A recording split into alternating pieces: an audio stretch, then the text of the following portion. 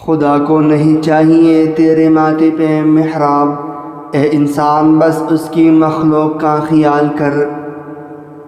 میری چپ کو کبھی میری ہار مت سمجھنا، میں اپنی حق کے فیصلے خدا پر چھوڑ دیتا ہوں۔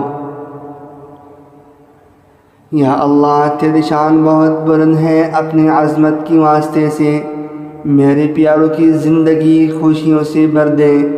یا مولا کریم ان کی خطاؤں کو معاف فرما، انہیں صحت و ایمان والی زندگی عطا فرما اور ان کی نیک خواہشات پوری فرما، آمین۔ گناہ کے دوران موت نہ آنا اور گناہ کے بعد توبہ کی مہلت ملنا اللہ پاک کا بڑا احسان ہے۔